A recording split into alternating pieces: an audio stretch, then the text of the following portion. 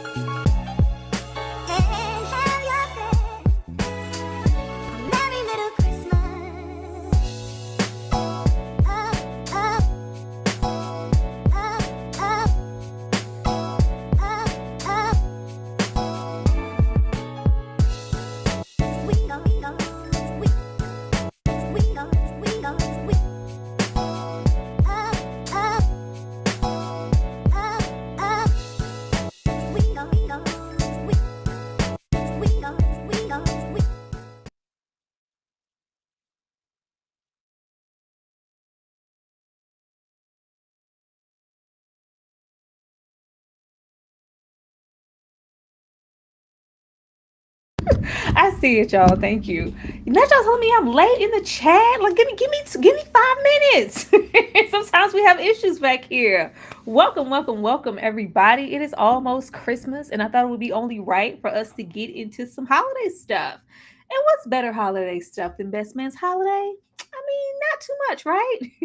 If you guys are just getting in here, if this is your first time here, do know that you need to come off up in here and hit the like button like you mean it. Comment like you mean it, not only on my platform, but the ladies backstage as well as we get into this movie. Y'all, it's almost Christmas. What y'all bought for Christmas? Did y'all shop for Christmas? Did y'all put a tree up? What are the plans? Put them in the chat. I'm nosy and I would love to know.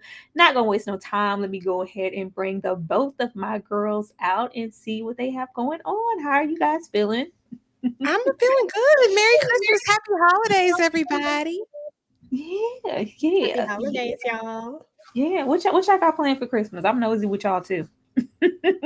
Girl, some gumbo and a crab boil. That's I mean, about you it. said it all casual. That's expensive. Some gumbo and a crab. You needed the both. Well, Gumbo. Bay needs it. You know what I mean? Sometimes it's fun just to go a little bit above and beyond. I am a Christmas Eve open presenter, you know? So, well, it's not Christmas Eve, but it's midnight that we open presents. That's like our tradition. So we'll do eggnog, watch It's a Wonderful Life. He want to watch The Wiz. And I'm gonna relent because it's Christmas, but sir, that's not a Christmas movie. But yeah, that's all I got going on. Miss One. EJ, what about you? What are you doing for Christmas? I mean, honestly, I'm not really doing much of anything. Just going to be, preparing for the next. Well, I mean, we're gonna barbecue. I mean, we're in Texas, so it's always a reason to barbecue in Yeah. Texas. And nobody wants traditional food on Christmas for whatever reason. So that's what we're gonna do is barbecue and just hang out, and that's it. Like nothing major. Y'all already know how I post up for Christmas. I'm a Halloweener. If anything, I'm a Easter. Never been really too big on Christmas, but I do celebrate because I do have babies and they want to feel special and unwrap stuff. So we are going to most definitely do that. But if I already cook for Thanksgiving, don't ask me nothing about no Christmas. Okay, invite me somewhere. I don't want to do no cooking. But if Ashley was closer, I I already would. know her babies are gonna be like, "Mama, can you go and get a chicken and pluck the feathers and boil it and make us some?" something from scratch. You know her kids don't have Girl, special requests. stay with the damn special request. Like my name Florence. Like, Lord, I'm trying to be on here with y'all and do videos. Well, let's go ahead and get started because we got some movie to talk about. We got the best man's holiday to talk about. And I think for anybody who isn't like a huge fan of maybe more so the Christmas movies, this is a general one where it don't have to be all of that. You can get into this regardless of if you like Christmas movies or not. But of course, if you are not new here, then you already know that it's not just the best man's holiday. It's the best man, then the best man's holiday, and then they closed us out, kept it real cute with the best man final chapters. Perfect for me. This is the perfect like film slash, miniseries. It's such a fulfilling situation. I watching this every time I watch any of the Best Man installments, it reminds me of us needing more of us on screen, all in abundance at the same time. Because I was trying to think of a franchise like other than this one, and maybe like a house party situation. We rarely get a double dose, triple dose, part one, part two, all black cast. It's pretty rare. So that makes this special. And not only for that reason, but they are all like really damn good. All of these installments are really good, and this is one of the casts for them to be like such a pretty big cast. Everybody has really, really good chemistry, regardless of the script and how good the writing is, how funny it is. Their chemistry is what sells. Everybody fine. That's always good, but the chemistry is what sells it for me. But EJ, I'm going to come to you first. How do you feel about the Best Man films, the show overall, and out of all three, which one of these are your favorite? Yeah, so I absolutely love The Best Man. I thought that they did it right. I mean, even after all the years had passed, after we got The Best Man was just great, right? And then a lot of times with movies, you're left wondering like what happened, what's going down. Like I always wondered about these characters. Like you really get tied into the characters from the very first Best Man. And then they follow it up later with The Best Man Holiday, and we get this extremely, and y'all know I'm very emotional, and we get this extremely emotional movie that just had me all over the place the entire time because it's just a lot going on. But then they come back and they follow it up with The Best Man final chapters, which I felt like was genius because now it feels like we followed them their entire lives. We get it, we understand that these are real life people, but these characters are real to me. You know what I mean? Like these characters feel real, feel like somebody that you would know, and you got to take a glimpse into their life all these years later to see where they were and what was happening. And I thought that that was amazing. And to be fair, I honestly, I love these all the same, but I will tell you that I was probably more emotionally invested in The Best Man Holiday because I do love Christmas. But this one right here was I felt like this one right here made you feel all the feels. And so I feel more connected to that one. But The Best Man, the final chapters definitely did a great job at wrapping it all up.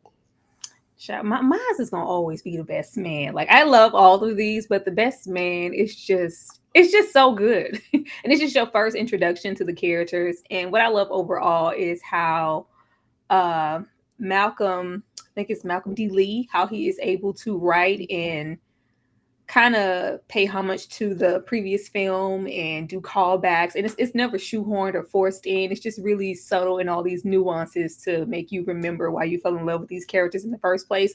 All of these characters remain consistent for umpteen years, which is really, really good writing. But yeah, other than this, and I think we had to. I seen Dane put the Bad Boys in there, but yeah, we don't have a lot of installments. That's what makes it special for me.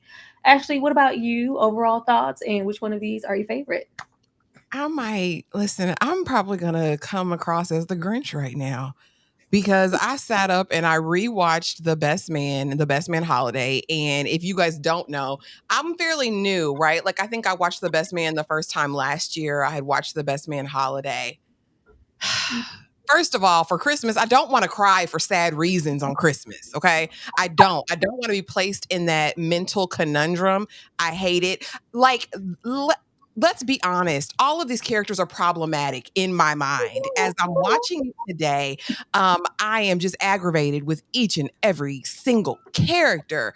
However, the director knows how to tell a story. He knows how to build a character. And for that reason, I'm probably going to go The Best Man as being my favorite, just because I feel like it was such a strong introduction and all of these characters were vastly different. I like that he creates Black characters that are not monolithic, right? Shelby is not going to be Mia. Mia's not Jordan. Like, I love how they're so diverse, and the same with the men. But if I can be honest, these characters are problematic as hell. Harper don't need to be nobody's friend. That would not be anybody's dying wish. No, my husband needs you. No, he don't. He needs to go the hell away from Harper. Harper has and always will be one of the most selfish, stupid individuals I've ever seen. But yeah, and if we're gonna go, and I did like the Best Man final chapters. I thought it was cute, but yeah, the original Best Man for me.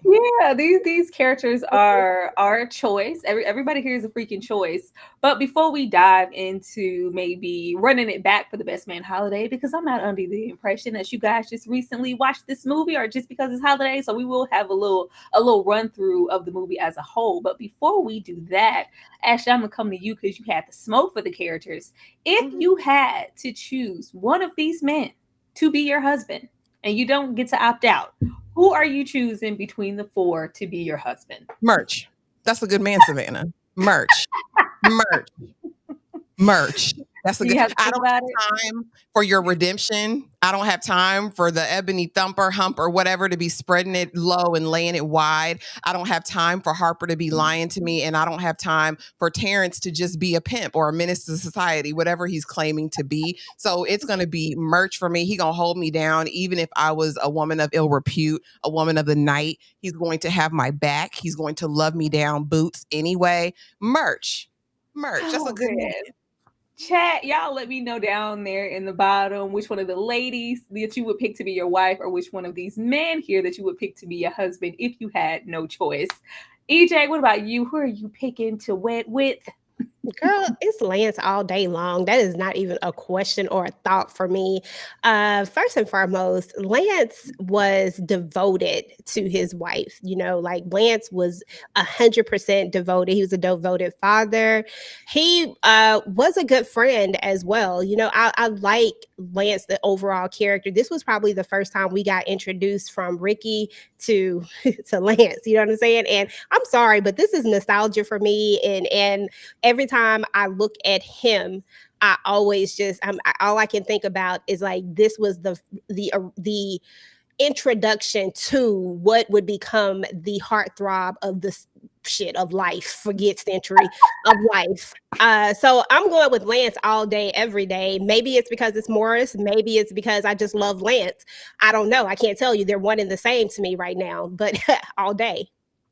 I don't know, because you know Murch is Murch. The ideal husband on paper, and you know in real life would be Murch, but it's not like a little steam. I'm gonna go over there with Lance. No. I'm gonna go. As toxic as Lance is, it is something really comforting about. Though they are biased, though it's all types of hypocrisy, those traditional old school values, like I'm trying to be barefoot and pregnant. I don't care. Stay in the house. Yeah, okay, baby, I'll be in there. I'll be in there. I'll be here after you finish with your game. So put some Bengay on your shoulders, because not after we get through the Hunger Games of hoeing. Literally, I'm not going through that level of struggle to get to the white picket. No, Murch gonna hold me down. College. No. Oh no, he was laying it low the whole time. EJ college, when he went to the NFL, he was having a good time out there on Mia, and that's when she got that vengeance, because it was like, not only did you try me in college, but you've tried me throughout our whole relationship up until the point that we got married, and it was like, okay, monogamy in marriage is supposed to suppress my desire to want to sleep with other women. He had been laying it low and spreading wide, child. He was never prepared for her to do the same. Very quiet, Flintstone caveman type of mentality, but I'm pulling up on Lance. I'm sorry. Yeah, but yeah, for me, Murch, I don't want to struggle with it. Murch is gonna provide. He's gonna work that job. He's gonna do everything, and he's gonna come right home. You know what I'm saying? I ain't gotta worry about Murch. He is, but there was a soft, like really like demure sensitivity to Murch that I can really appreciate, but You know I Tyler was tried to trying get her back to blown out. He is not pulling no hair. He is not choking you a little bit. He is not doing none of that. Let's just keep it real. But I most Murch, definitely, but no, love it's Murch, but something. no. It's something unattractive in those first, especially that first installment. How Shelby was able to wrap Murch around her finger. Like I need a little foot down, a little put that foot down type of energy. And if I had to pick the lesser of two evils, at least I'm gonna go with Lance. Harper was already diabolical, and he was afraid to commit to somebody. Like Harper was the prize. Like I ain't got time. I ain't got time for Harper, and Quinton over there was just. Yeah, that's a special case, but Totally different. let me go ahead and take this down so we can get into the best man holiday in under 7 minutes. So we can reminisce about what happened and talk over it as we go along. Let's go down memory lane because I didn't remember everything that happened. This one Still is messy. determined to come out first. Everything looks okay though, right, Doc? Mm-hmm. But we need to schedule a C-section. You're not saying bed rest, right? Look, if that's what it takes. Lance Sullivan, your friend Lance Sullivan. I know. Ka-ching! You get him to commit to you being the author of his bio, you're gonna get an advance like that. Well, you better hurry up because your fans are waiting. It's been like, what, 3 years now? Brian's my boyfriend. Oh! Yeah. I'll talk to you later. Bye. I like to ski in Vermont. Well, I hate you so much. I Get like out of my dating office. chocolate girls. they make me sick. I'm sorry. Yeah, What? So much chemistry. Hands up! No, don't. Oh my God. And I You was hope to doing one day something be on strange his for some level. change, boy. You got a long way to go. Wanted it to be a surprise. Oh, well, Harper's good for that. Does Mia look thin to you? Yeah, he is. The woman that you slept with. The way Harper would have never been invited to my home. Prada? Oh, come on, Ash. Come on. It was a mistake. Harper was not a Mia good friend chose to him. him. What? I won't bite. Harper, Harper, this is the worst kind of something. Damn, nigga, you writing a book? That is gonna be a big baby. Yeah, again. He's an opportunist. Girl, look at this. I mean, The way that beautiful laugh baby. lasted forever. Forever. Can I use your phone? My cell? In my hand? Would you hand me that? I love that part. To everybody. You're doing a bio on Lance, aren't you? Yeah. What do you think? I think it's Their relationship disgusts me No, so yeah, much. that approach. Commitment phobe. No, I'm not a commitment phobe. I just don't do it as often as you do. Jordan, this is the longest relationship you've ever had. If it didn't matter to you then, why in the hell is it mattering to you now? Now I have $2 million to raise, and I have 2 little girls. Would you stop saying that, please? You married a stripper.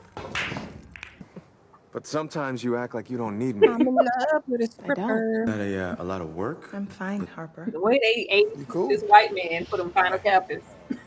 Money-wise. No, I'm cool. It always happens. I gotta call the company because it's getting embarrassing. No, this is embarrassing, man. I'm your man. His baby and his book is brilliant. You read I his love book? Quinton so much. He's actually the best. I mean, as far as being a real person, of all of them. The real one.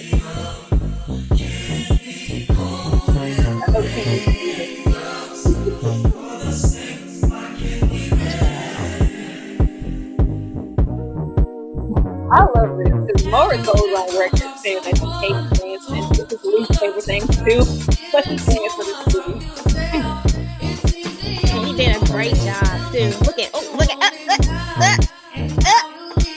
Come on, get out for heart. Come on, back over here to. Nobody come to see you, Otis. We do not Oh, want to no candy. Jordan know about Poor your past Murch. failure. Lance, what about? You mean about his bio? Harper, is He that over always lying. here? And why you fired me? Why would you keep that from me? because he's a liar. It's been so beautiful and I didn't want to ruin it. I need you to be there for him. I just came to Something else dance you for y'all. can That's do. all. You can't give up. We're not giving up. It's God's turn. He'll see her through this. We're praying. Nikki, every day. dance breaks are fun. Are you serious? Wow. Keisha? Kelly, go get your stuff. Go upstairs. Stay here. Can somebody please tell me why he chose this $5 hole Wear over out. me? Yeah, but I didn't swallow dick for tips, you dirty skank. Lonely, miserable bitch. It's called fucking alimony. You say good. Take your ass. Real good. Screaming monkey. You call us stupid? I spit a monkey all over your ass. Yeah, come on, girl, we're gonna be late. I don't care. Make an excuse. love them. No one gets to see this. Hey, it's gonna be The around for way, you the to way get they had Mia looking. Whew, Somebody. she looks so tired. Oh, Yeah. How'd you do this? Did what was really going on with your book. I wanted to inspire you. I just feel like I'm too late. And what? I bet you did. We're right on time. Oh, Jordan, go to hell. No, Harper. I like you, Jordan. Girl, Jordan makes No, me I can't stand Jordan either. She and Hey, Harper come on. together. Ooh, wait, you get my nerves. They're the God, worst. We get Ugh, Lance this is with what it anger looks like. problem. Damn up, kids. I like Harper getting beat up. Him again. Yeah. Don't you say it, mother. He didn't even fight What back. you do now? Listen, I don't care what happened. I Sam. love you. And for the record, it was once. We have never had this discussion before, and we are not about to start right now. How angry you are at me. And I'm sorry that I chose him. And I can't rest knowing that you're Oh my still God, holding Nikki, on you to really this. didn't see this. You chose him. You probably ain't seen the You best need man. him. Need him. Worried about you. You chose him? Oh, let it go. You need need him. some- Why would you need Harper? You need What? Quinton. Do you need some money? Do you need? Hell yeah, I need some money. Do you need Quinton some gonna money? hold you down. Quinton gonna tell you the truth. Love you. Quit the Quinton gonna be there. Greatest gift Harper gonna tell you any of lies. us have ever received Oh, because of the her. way Lance gonna cry in his best man We are movie. friends for life. Okay, and I love it. I love a good cry. The ugly cry. No more. No. I will console you, I Lance. was there for all my Boo-boo, kids. I got you. I hurt. Just do it. Let's go. Breach, baby, doc. Okay, get here as fast as humanly possible. You with me? You're gonna push, okay? Here it comes. And he know how to deliver a baby. Stop playing with me. Girl, he had enough of them. And who are the kids? Whose kids are those? Girl, Because I let's be don't know who biracial babies though. She's biracial. I don't know what who biracial kids those were between Nia and Lance. I and was like, Lance. what? I mean, they could be down in the family line. That Child. cry was a choice, baby. Yeah, that choice. EBay, was. every single time I watch Best Friend, I go, whose goddamn white baby is that? Whose children are those? They be trying it. I'm glad we're getting better with these things now. But yeah, these Rainbow Coalition of children, like they used to have, like on the Cosby Show, whose goddamn white baby is that? Stop it! Stop it! Let's get on to the slides because that's what we're not gonna do. I just be trying to see. I thought it was just me, Ash. I was No, like, it was glaring today. I was like, who are these children? I was trying to place them. I said, who's kids? And it wasn't all of them. It was just them two youngest ones, I think. Yes. What? I thought it'd be only right for us to start with Harper and Robyn. We are dealing with the loss of a child already, a miscarriage. Not only that, but they are having trouble conceiving. Harper, money is tight because we have been paying for fertility situations and our book's not selling like that. And we're dealing with, distrust on all fronts. They don't trust each other. Like, they should have never wound up together. Let's start there. Because the moment that raggedy ass Harper decided to get on one knee, first of all, you already damn near ruined the whole wedding. And then you're going to try to upstage our situation at the end of the best man and get on your little raggedy ass ashy knee and propose to your woman after you was this close to landing low with Jordan after the bachelor party. But all right. I would have definitely said no. Even the way that they got together and he says, will you marry me? And she says, whatever, man. It was always dry. It was always raggedy. I never liked it. They should have never been together, but here we are. But she doesn't trust him because he does not confide in her. He doesn't trust her with information, even though in this movie, he does have a valid reason. I'm not telling you certain things about our financial troubles, about me losing my job, about this Lance bio situation, because I don't want to stress you out because we've already lost a baby, vice versa. Her main thing, aside from that, you always, maybe going to have a little burning heart for the likes of Jordan. I'm always worried about that situation and worried about you. Ashley, what did you think about Harper and Robyn? Robyn pissed me off, and I never trusted her because her kitchen was dirty.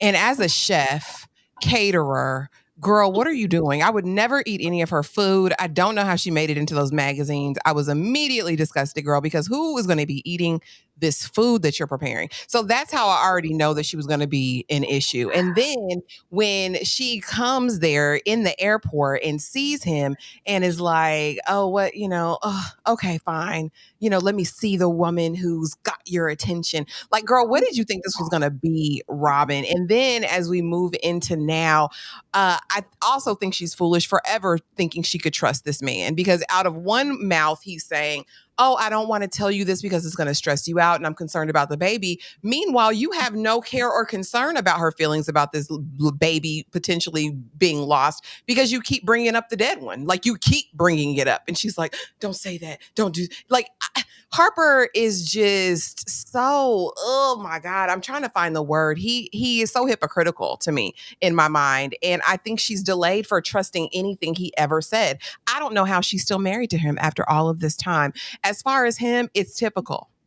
He's sorry. Ain't gonna be nothing, can't be nothing. You wrote the book, you got 1 million, you ain't sold a copy since. You know what I mean? The band told him, listen, we need another one of these. And then you're going to go there to this Christmas party under the guise of family and friendship, but you're really going just to write a story. He is an opportunist and a liar in the worst of all ways. He would have been excommunicado. Okay. And I don't care, because fool, you're diabolical. You wrote a book, okay, that you didn't want anybody to read because you're literally telling on yourself and telling everybody else's story, right? You have it in your back pocket, but you say you didn't want Lance to see it. You're foolish. You're a foolish man. A fool and his money will soon part. A fool and his friends, a fool and his wife should all part. And as far as him and Jordan, that's diabolical. They belong to each other. They are the worst of the worst. And I think they should have just made it happen. And I'm done. I'm sorry, y'all. I hate his situation. Like, regardless, I feel like his situation with Jordan is more diabolical than these secret ass books. Like, those undertones of that minor flirting, that natural chemistry they have, because Harper was never supposed to be the settling type, the father, the children, the man. No, it should have just been career first. Harper, as we see, and I think we see these things unfold naturally in the final chapters, his career was in the forefront just as much as Jordan. They were, two peas in the pod. Like, they have so much chemistry, and he confides in her first, naturally, before he even talks to his own goddamn wife. Like, it's just sickening. It's just sickening. You guys are asking about when her kitchen was dirty. If you go back to The Best Man, she is cooking in his kitchen when he gets home, and you'll notice the lampshade is off. She got stuff all over the counters. She's gross. Watch. Go back. Best Man, the first one. Watch it.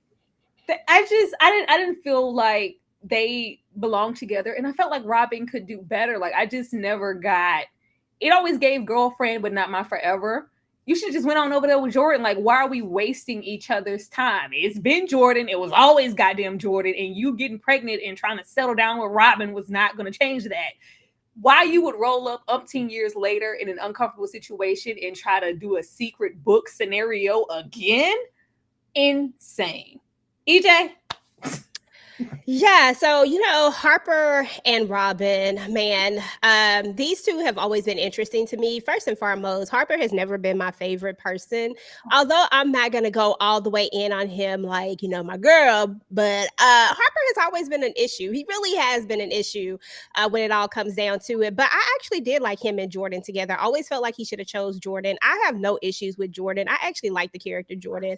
But wait, EJ, you can't say that out loud and not explain the fact that Jordan was willing to lay it low and spread it wide with a man who already had a relationship. You knew this man was in a relationship. You didn't give a damn. Oh, they are equals in the pod because they are both equally selfish in relationships. They only care about themselves and their careers. Like, even in this moment, like, I was uncomfortable with that shot down. I ain't gonna wait to the slide. She was like, I love you, Harper. He's like, I love you too. And this was supposed to be a consoling moment over Mia's situation, but there will never, ever, ever in your effing life be any gripping time where you supposed to be laying a forehead kiss on this hoe. After everything we've been through, you still laying down forehead kisses? I would have thumped Harper in his goddamn forehead. But okay, EJ, go ahead. But that wasn't Jordan though. So, like I have no problem with Jordan. I got no issues with Jordan at all. Listen, Jordan is career driven, that's who she is. And she is a little nosy, and she is the one who probably, well, that part don't matter. But she's very nosy, but I still like the character Jordan. Robyn, I've always had an issue with because I never understood why she said yes to Harper, because at the end of the day, I mean, to me, Harper was the one that was in a relationship. Harper was the one who he was the one who was supposed to say no. He was the one who wasn't supposed to let anything like this whole, let's bring it all back and let's finally do let's try it again. Like, he was the one who was supposed to say no. He was the one that was in the relationship, but he's the one that went into this willingly trying to see, and then came to the revelation later that maybe this isn't what he wanted. But I feel like he never really wanted Robyn when it was all said and done. I think he wanted the idea of Robyn, but not necessarily her. And so that was always my issue with them. As far as Robyn is concerned, I just felt like she was always kind of in the clouds with this relationship, and her always being like low-key jealous of the fact that is he not. I'm like, why? That it just should have never been a thing in the beginning. Like, you should have never been with him. Anybody can clearly see that Jordan and Harper still have a thing for each other. Like, you can see it. Like, it's their body language, everything about it says that these two should have been the couple that was together from the beginning. But it is what it is. But yeah, I do agree. Harper is not the best. Harper is not the best, but I mean, if there's no blame to be had on Jordan's part, why is there always some uncomfortable tension? That hysterical. Because Robyn is the one who has that. Robyn is the one. She's trying to make Robyn feel comfortable. It's not. Yes, she's trying to make Robyn feel comfortable. She wants that man. I don't care. She always wanted Harper. He always wanted her. But they wanted to maintain this sparse of a friendship, but you still in innocent evenings with a kiss to frontal lobes and shit. Like, get off of people's foreheads, Harper, please. Get off the damn foreheads. It pisses me off. Homewrecker. Jordan was an aspiring homewrecker. Let's call a thing a thing. Any woman aspiring. She was, because she failed. She didn't make it, right? That's why she was aspiring. She was actually a failed homewrecker because he didn't end up giving her the D. But to go into something knowing that this man is involved with someone, committed to, and you're still like, I'm gonna smash tonight. I want some of that D tonight. Like, that's a major character flaw for me, girl, because I don't care you knew him before. He's in a relationship. Respect that. Respect that. But they not married though. But they not married. And did Harper actually say, like, this is somebody I'm considering marrying, yada yada yada? You gotta put, like, we can't put all the blame on Jordan. She's not the one in the committed relationship. Harper is. But equal parts of blame. I give her a smidget. I give her maybe 20%. That's it. Because would you want to be Robyn, and some woman, who knows Harper from before is putting her moves and putting the coochie out there? I mean, she had on her whole little negligee lingerie when he came to the door. She was ready to throw it on his forehead. Like, I just need to know I don't know. It doesn't, to me, that doesn't make any difference. I think that even if you're in a committed relationship, I know I wouldn't want my man, somebody from the past, coming and putting on the full court press. And I know I wouldn't. Just as a woman, I'm not going to pursue a man who's in a relationship, even if they're not married yet. It's the subtle things here in this movie. Like, they just have natural chemistry together. So that's that. But it's the, I wanted to support you, Harper. I wanted to inspire you. And it's just always, it's the little things, okay? It's the little stuff that pisses me off with Jordan. Like, it's just that habitual line. Like, don't step over the line, bitch. Please, stay over there. Let me get the super chat. No. Thank you so much, Nikki. If I could click it, Jesus. I don't know. Is that clicking? Oh, crap. It won't go.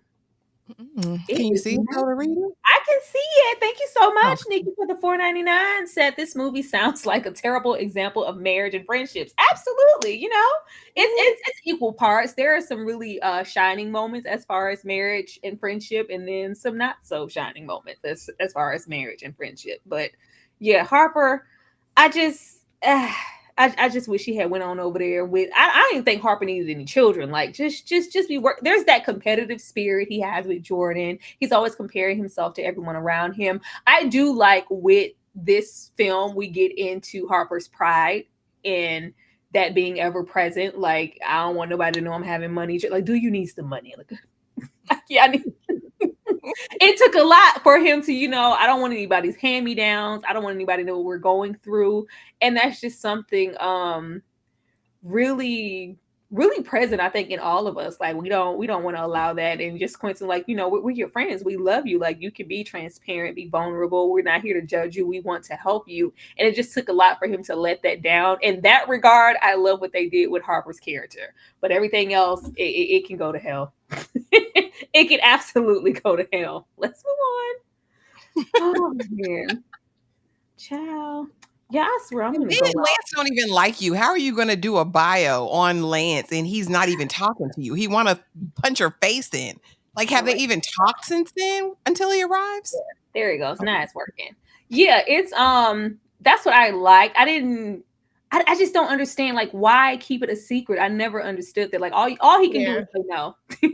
All he can do is say no. But in the way that it's presented in the film with the agent, like, you could get big money and you should write it. And it's an opportunity. Then it makes you look like an opportunist every time. Like, just ask, hey, Lance, I know it's been a minute, but I would like to write your bio. Who better to write it than me, your best friend for years? I know your career from front to back. All he can do is say no, but you want to go and write and be in secret and stuff. But it's one thing to be in secret. It's another to be in secret with Jordan. Like, you didn't confide in your wife about your situation. You told your wife before you got there, don't say nothing about no book. Don't say nothing about our money troubles. Don't say anything about anything. I don't want to talk about it, and I don't want our friends in our business. Cool, but you go and Jordan. So what do you think, Jordan? You think I should do it? How you think about it? I love it, Harper. It's so brilliant. Did you ask Lance? Like, why you ain't ask me? And that leaves a window for somebody to come back and tell me something as your wife, like, hey, oh my God, Jordan, the book is just brilliant. Oh, you read his book? I ain't read no damn book. It's always the issue with a book. Get out of my face, Harper. I'm just saying. Shout out to the 110 people in here. Make sure that you are hitting that like button. Make sure that you're commenting and super chatting on all fronts. We love to have you guys here. Now we have Lance and Mia, child. We got this fractured friendship. We are all just really picking at the bones from all of the things that happened in that first film. Mia, tipping on over to that D'Angelo and get that kiss to her frontal lobe for her payback for all his, cheating and laying it low and spreading wide. And he's all about God, family, and football. And we get into Mia's illness and eventually her goodbye. But Mia is on a mission to make amends and get everybody together before, she goes out, especially with Lance. I do love what I do love about all of the films is there's always a complex of God and prayer and what it really means to him versus what it means to Harper, and that belief and that faith that why would my wife be all right? She's going to get through this. He's just really not letting it, even allowing it to sink in that she is going to die and it is looming. He's just like, she's going to be okay. I'm going to keep the faith. And Harper is, not so much. I love that. But Lance as a man, Lance is a problem. Lance is a problem. Like the fact that Lance just couldn't take it. Lance is that old school, man. It's cool when I do it, but when she went over there with one man. Granted, the man was Harper. Bestie, that's the girl, that's diabolical in itself. But we're not gonna act like I just came to dance for y'all, that's all. We're not gonna act like Mia was not diabolical for that, because girl, you could have went to anybody. You went to the bestie. She said, I'm gonna get my payback and get it 10 times over. I'm feeling really hurt you. But he just can't get past it. Even all the way these years later, he's like, you chose him? Like, you could, like, he just can't get it in his mind and out of his body that she slept with one person besides him. It shook his whole world. Ashley, what do you think about these two? That's that frail ego. You know what I mean? I had a lot of back and forth in my mind about Lance as a character, because I really, really hate that a lot of times where we see the faith-based character, they have major, major, major self-control issues.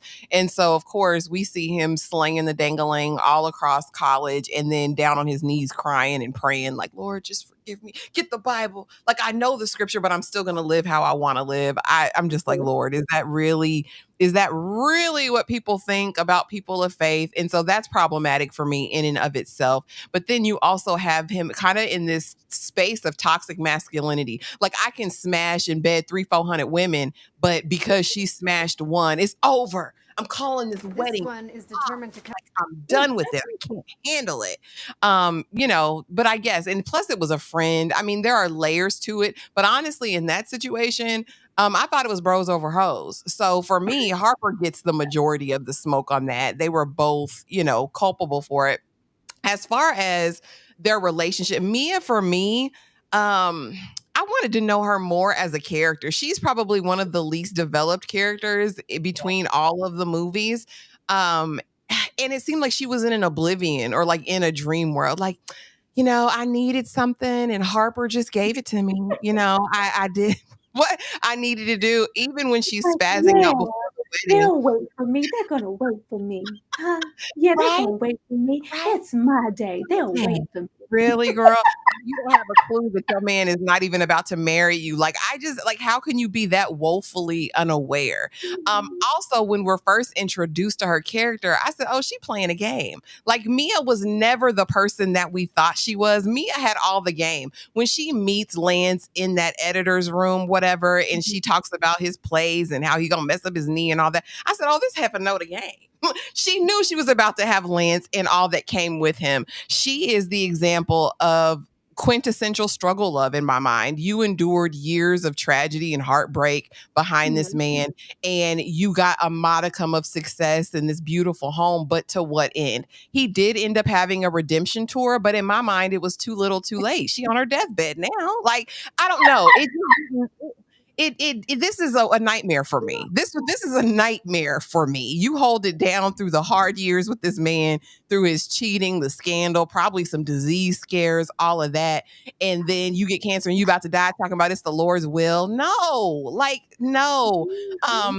But I guess they wanted us to believe that this was a beautiful couple and a beautiful love by the end of it. So, okay, y'all, like, y'all can have it. It never was. Shout out to Nikki for the super chat. Nikki said, pursue married men. Nikki, please. Nikki, it is the holidays, Nikki. No, it was Mia was just supposed to be just a shell, just to represent perfection. She was supposed to be clean, untouched, just kept. The fact that she was a virgin, like the fact that was the main thing that even attracted to him to her. It wasn't just like, oh, she's, I just love all these qualities about her. It was like, no, she's a virgin. Oh, I gotta have that. I gotta have that. Just something to put on the shelf to say that I'm the first, the last, and the only. Getting back into that caveman sense when we're getting into the inner workings of Lance's mind. So the fact that she was, now she's dirty. She slept. Not only are you dirty, you slept with somebody else. Then you slept with my best friend. Like, And I did appreciate her owning up to her, getting some smoke. Like, blame me. Like, give me some of that stuff that you've been giving Harper. I was a willing participant. This is all equal blame on everybody's part. It was not just Harper. I was there too. I'm here for it. EJ, what did you think about Lance and Mia? Okay, so Lance and Mia. I enjoyed this couple. I like Lance and Mia. I like the character Mia. I like how Mia is supposed to be this perfect character, but we know that she's not perfect. We know that Mia is flawed. We know that she has her thing too. And although it's presented to us because in Lance's eyes, that's what he saw. Mia was the perfect wife. Like, she was the person that he was going to marry. He was the wife material. All these other people out here, it was just smash and dash, but Mia was the one that he was going to marry. And that's what he saw in her. He saw something that was perfect. So when he learned about the situation, she then wasn't so perfect anymore. She then was tainted to him. And it was, it is what it is. I mean, it's the age old thing. You can do it, but I can't do it. We get that. That's exactly what it was. But as far as just Mia itself and her character alone in this particular The Best Man holiday, I kind of like that we went here. At first, I used to always wonder, why did we go this route? Why did we do this? Why did we go this way? Why did we make Mia have to, finally get to a point where, where she has her children, she has this life, and then now we're gonna just take all of, it's just gone. Life, EJ. She ain't have a good life. I don't care what nobody said. Well, I mean, eventually she did. I mean, we're still talking about their college years. We're not saying that after they got married. There's no data to show that after they got married that he cheated on her, that he did anything, that he wasn't anything but a devoted husband.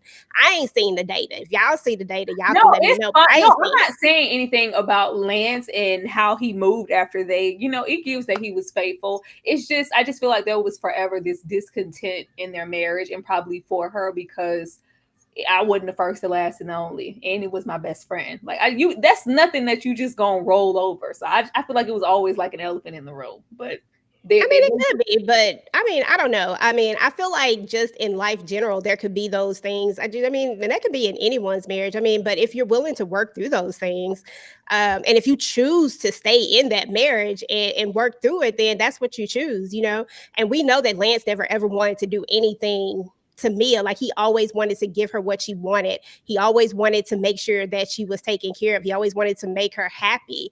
And I feel like, to me, I felt like he was trying to kind of make up for all those things that he did to her in the past, which is probably another reason why he wanted to see her happy. And yeah, of course there was the elephant in the room. It was his best friend. I can get that. I can understand that. But I think that was one of those things where they just needed to work through that. But I don't know if he was ever going to do it, because he didn't want to even talk about it. He didn't even want it to be he didn't want to have a conversation about it. And I loved when she came to him and she was like, look, blame me.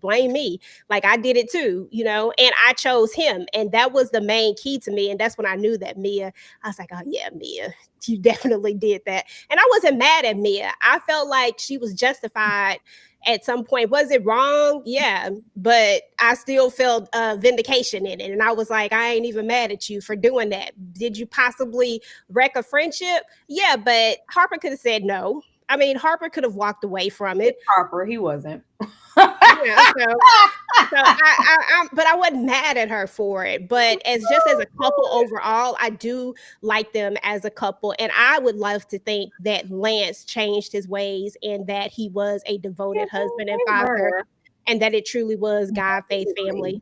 God, family. It was God, faith, family. But for my health, I don't want 20 years of deep-seated depression, cheating, and STD scares, and pregnancy, and prank phone calls, and 20 more years of happiness. Like, I just want to be happy, okay? They met in college. So I don't know if he had 20 years, but come on. In my heart of hearts, I really feel like he hated her. I do. I think that he didn't. No, because here's the thing.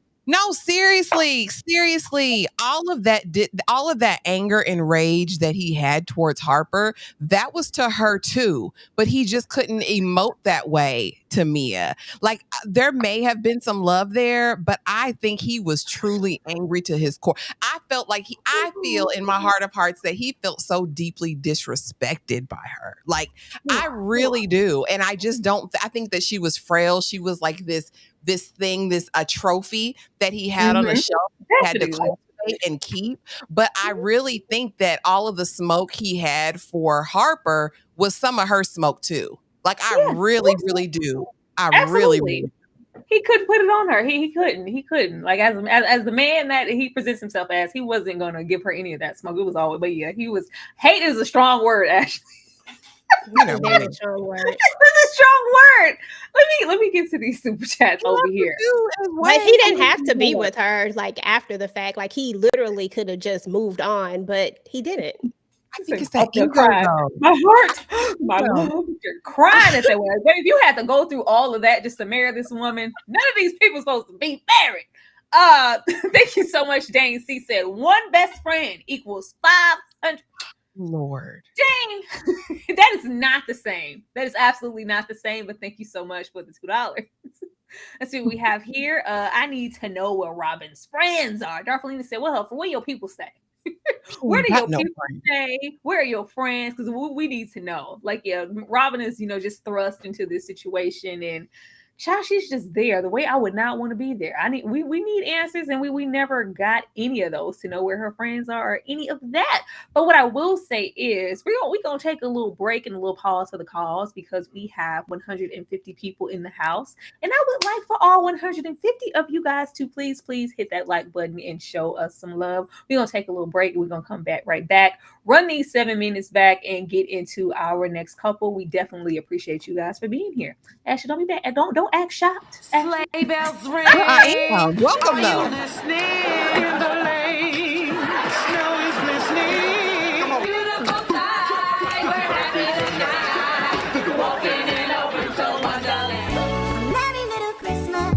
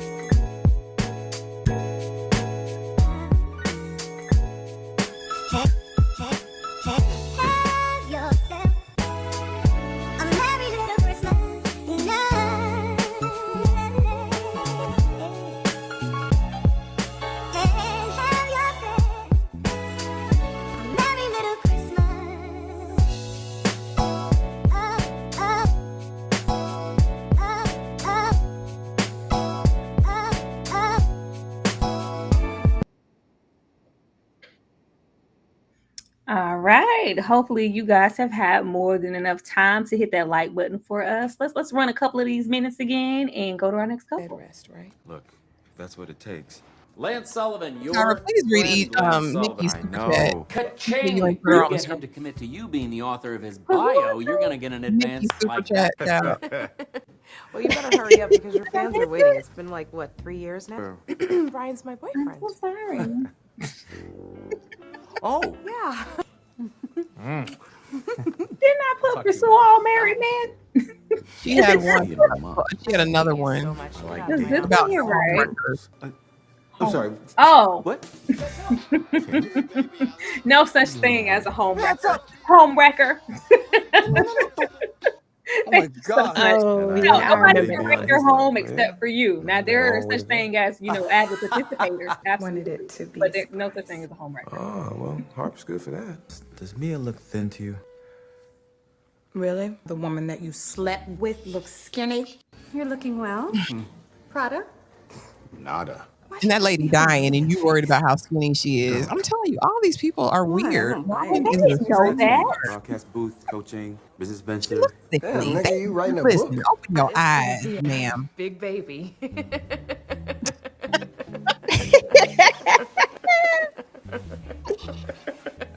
I mean, beautiful baby. Oh, babe, can I use your phone? My cell? In my hand? Nikki's so great. Quinton has always Thought been I my was being favorite nice. character. To everybody. Quinton is fun. You're doing a bio on Lance, aren't you? Yeah. Yeah. What do you think? I think it's brilliant. No, I gotta figure out an approach. Commitment phobe. No, I'm not a commitment phobe. I just don't do it as often as you do. Jordan, this is the longest relationship you've ever had. If it didn't matter to you then, why in the hell is it mattering to you now? Now I have $2 million to raise, and I have 2 little girls. Would you stop saying that, please? You married a stripper.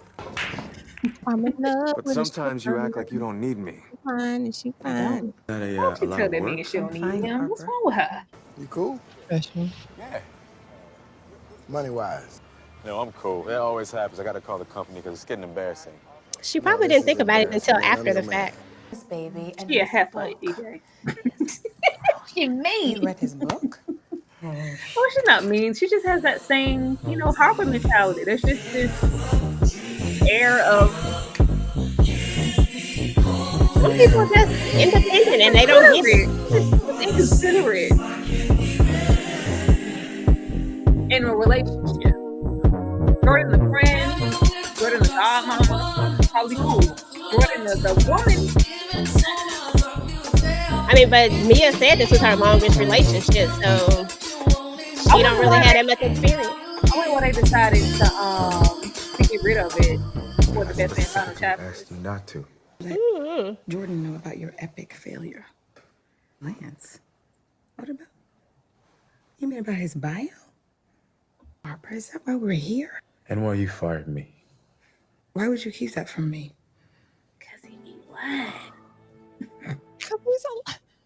It's been so beautiful, and I didn't want to ruin it. Robyn been with this man all these years and don't know he's a liar. For him. Something else you can do. I mean, you can't give up. We're not giving up. It's God's turn. He'll see her through this. We're praying every day. Are you serious? Keisha, Kelly, go get your stuff. Go upstairs. Stay here. Can somebody please tell me why he chose this $5 hoe over me? Yeah, but I didn't swallow. I love dick Shelby for tips, too. You dirty skank. Lonely, miserable bitch. It's called fucking alimony. You deserve it. Go ahead. Screaming monkey. That is my friend. Screaming monkey all too. over your ass. Come on, girl, we're gonna be late. I don't care. Make an excuse. No one gets to see this. That's a nice tub. Who's gonna be around for you, Q? Somebody. You like it?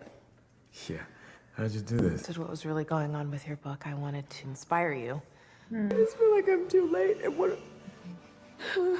Damn, pregnant 48 kisses. Get your lips. It pisses me off every time. Like, get your lips off of people's forehead, Harper. What the hell is this? God, Lance, this isn't what it looks like. Damn out, kids! Oh, Lance! Come on, that bullshit, man. He's masculine. Don't you say a motherfucking thing now. What'd you do now? What he don't do, Quinton, is the question. I don't care what happened. Because I love you. See? For the record, was someone No, I don't want, no. We have never had this discussion before, and we are not about to start right now. how He angry love her. you How and are all. He with said, me. come on, bring it in. And I'm Absolutely sorry not. that I chose him, and I can't rest knowing that you're still. Yeah, we gonna leave that where it's at and gone back to our couples, because what we not gonna do is act like Murch is innocent.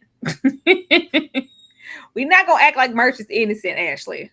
You want somebody to be your husband that's gonna go tell everybody but the wife that you saw this video. All right. He's just trying to get wise counsel. Ain't nothing wrong with that. He's trying to get wise counsel. No. You talk to me first. Absolutely. I don't know.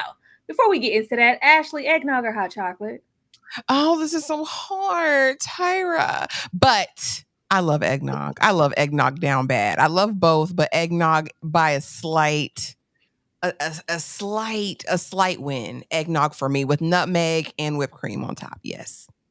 EJ, Delicious. eggnog or hot chocolate? I've never had eggnog before.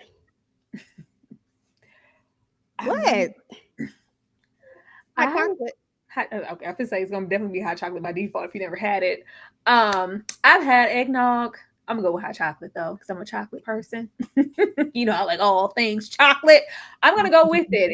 And we was brought up to think that eggnog was for the Caucasians for some reason. But I've had some. I've definitely had some. Hot chocolate just hits different. Like, I don't know. Eggnog is, I don't know. There's eggnog is cold. It's a different type of treat, Yeah, it's like it is. What does it taste like?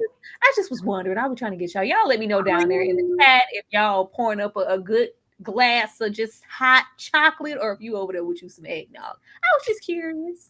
creamy, sweet, dairy. It's delicious to me. Go get you some. Go get you a little carton. Go get you some. Okay. We're gonna get us some of this merch. Get us some of this merch and old Candace. We're trying to fundraise, of course, because Murch got his whole ambitions of opening their school. They're in business together. But Candy's video is throwing everything into a disarray because she's caught red-handed giving some head for some cash. Okay. We have this back and forth, of course, with Shelby because Shelby is making it her mission to go back and claim her man. Like, girl, you don't care about Murch, Shelby. And we have him, just confiding in every single person, showing that video to every single person except for Candace. And then you leave it to where everybody in the house knows something about your wife that she doesn't. I don't like that. Absolutely not. And I don't know if I like the way that, not even with this one, but I think on into the final chapters, even though they did eventually give her some growth beyond that. How long are we gonna throw in this woman's face that she's a stripper? That she was a stripper, that she married a stripper, like you married it, like, yeah, but she's she's so much more than that. But it just always kind of felt like a dig at Murch, like, well, you married that stripper. You chose that. Like, what we're not gonna do is put her in a box just because she used to be a stripper. EJ, how did you feel about Murch and Candace? Let's see, Murch and Candace. Well, Murch is like, I like Murch. I mean, he aight or whatever. But just to expand on that, on the fact that Quinton always brings up the stripper thing and Shelby always brings up the stripper thing. I do think that she has a past, right? And although she is not defined by her past, and that shouldn't be her definition, I do think at the same time she has a past, and that we knew at some point it might come back into play, in some moment. And I think this is that past coming back at an inopportune time, right? At the time when he's trying to get this $2 million donation. And he should have went to his wife first. He should have talked to his wife about it and just got the explanation that he needed. Instead, he was going around, as Ashley say, getting counsel from everyone except for her, just to get the full story, because we don't even know if she did it, that's why I was like, because I think Lance was the one who said it, like, y'all don't even know, we can't even see what happened. So in order to just clear your mind and to clear, because we saw what happened. Shelby gets into the wrong hands, and then boom, here we go. Shelby and Murch shouldn't have never been together, period. Like, it was never supposed to be. It was an interesting couple in the beginning. I just never saw these two together. But when it was all said and done, I do like the dynamics of Murch and Candace. I like that it just feels like they worked. Like, I feel like I like the couple as a couple, but I do think that we cannot overlook the fact that her past could have come back to haunt her. And we just should have been prepared for this and just had conversations about what could have happened in my past. I'm not saying you got to tell everybody something about your past, but if there's a major thing that could possibly pop back up, you might want to put it out there. Maybe. Yeah. I just thought it was a choice for them to put that in the script at all. I remember watching this for the first time that she was going to rectify it. And could you please sit down, Baney? She was going to be all in the video, all on the record. Move. I thought it was gonna be like, well, yeah, the video cuts there. I didn't actually follow through with it. Like, why did we have to put that stain on her like that? Did we need that? Did we need that pass? It was already, well, you got a stripper. She's a stripper. Now she's a stripper that was doing sexual favors. We getting over there to the prostitute work. We didn't need to go over there, did we? And then it's like, it was just one time, and I was stupid, and I needed the money. Like, we didn't have to go over there with Candy. Ashley. I mean, it was what it was, right? It was on Entertainment Tonight, right? It was on the cell phone. The white man brought it to his attention, and like, this your wife? Is this your man? Is this your woman? And I think because we knew that it wasn't going to change his love for her or make him want to divorce her, any of those things. I think he was really just trying to figure out, how do I approach this one in a delicate way without hurting her feelings, but still maintain my reputation at the university for whatever he was trying to do. I didn't really fault him too much. Should he have gone to his wife as his first resort? Absolutely. But Murch being Murch, not knowing what to say, when to say, or how to say it, I don't mind him going to the collective and trying to get a little bit of wise counsel. Yeah, I feel like this definitely was slut shaming, but I'm going to be honest. That man dropped his drawers. She put that money in her titties and she went to work when that door closed. I don't believe anything different. All right. She Candy girl, you are my world. That's just what she was doing. She was a woman of the night in those days. And that's okay. He married her, accepting all of that. They are 2 kids deep at this point. And I really felt like they had a genuine connection. The only reason I'm going to fault Murch, or the only thing I'm going to fault him for in The Best Man Holiday, was that he didn't put Shelby in her place. Shelby had too much free reign to get into his wife's space and face. And Shelby could fight. Murch knew that. Okay, because Candy girl, you know, she could fight a little bit, but Shelby was coming with right, what is it called? Right hooks.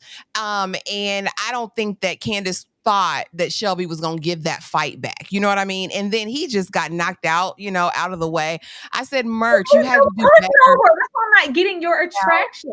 We addressed this in those final chapters, him being more so of a pushover, him trying to find his place as a man, and them not thinking he's sweet. Like, I'm a man. Like, Murch is very, let me go, Darfelina, because the super chat is doing what it needs to do. Thank you, Darfelina. She said Murch and his bow tie collection can go to hell. Absolutely. Because throughout the whole entire franchise, Murch cannot keep a damn secret to save his life. He really can't. Trying to find his way, Tara. He gonna blurt it out to everybody. But when it came to your wife, you held that down though. You kept that to yourself. He's trying to find his way. He's trying to find his voice, Tyra. He has nothing but the purest of intentions at every moment. He is not diabolical.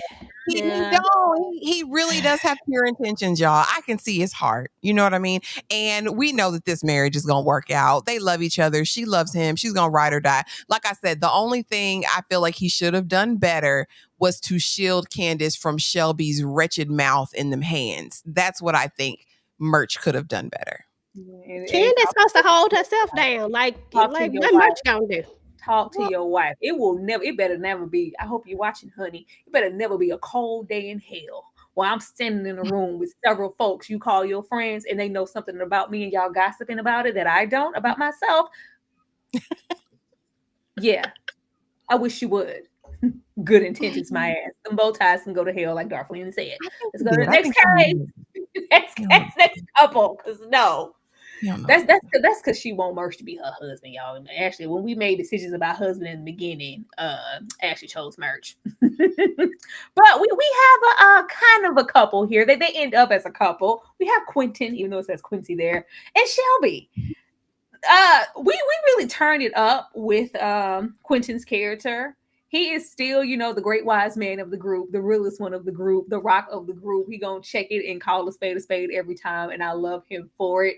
But we edged it up more with more so the weed and the comedy and him taking the pictures and the comical aspect of Quinton. That was multiplied times 10 here. Shelby is here to be absolutely diabolical. Shelby is here to be diabolical. Well, we have Quinton giving a Quinton knows best type of energy and this love-hate relationship that he has with Shelby. I actually love that they ended up together, even though it should be problematic and we know that there's no bro code, no nothing within this group, because this was very much so like this wasn't Murch's like random girlfriend or whatever. She had been with Murch since college. They had been together for years, and we just kind of end up over there with Quinton, and there's this chemistry by default, and it's just kind of okay. That should have never happened. That should have never happened. Like college all the way up to your adult age relationship, all the way up to us, mid, late 30s, and us about to get married, and you end up with someone I was with for that long period of time, and I'm with Candace. I don't like the way that look, but do you need some money? Hell yeah. Hell yeah. I love, first of all, Quinton gonna stay on Harper's head top every single time, and he knows everything, but I just love how he is able to kind of maneuver in their friends group and just be exactly who he is, and just he's just a good time. Shelby and her housewife energy. Okay, ma'am.